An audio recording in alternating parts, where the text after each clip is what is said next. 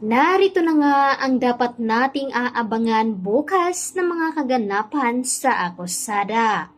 Habang nag-uusap nga itong si Carol at ang kanyang anak, ay hindi naman nila alam na pinapanood pala sila dito ni Dennis.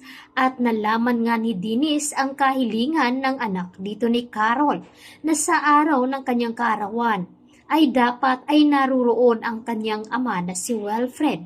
Kaya naman may namumuong plano itong si Dennis. At sa pag-araw ng kanyang kaarawan ay dito na nga may inilagay na pangpatulog na inumin itong si Dennis doon sa opisina dito ni Wilfred.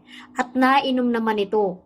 Kaya naman itong si Carol ay labis ang kanyang pag-aalala dahil hindi niya inaasahan na hindi pala nito makakapunta itong si Wilfred. Nangako nga itong si Carol na mabubuo nga ang kanilang pamilya sa araw ng kaarawan ng kanyang anak. Ngunit paano nga ba ito matuloy? Na ngayon ay nagtagumpay naman itong si Dennis, lalo pat nalaman na nga dito ni Wilfred na nililigawan nga dito ni Dennis itong si Carol dahil matagal na nga umano na may gusto itong si Dennis dito kay Carol. Samantalang ito namang si Joy ay dito na nga tumatawag kay Wilfred at humingi nga ito ng tulong upang siya ay makalaya.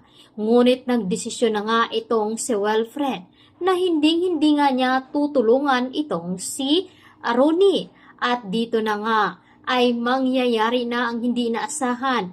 Kaya naman dapat natin itong tutukan ang mga kaganapan dito sa ating palabas at komentary sa episode ng Akusada. Maraming salamat!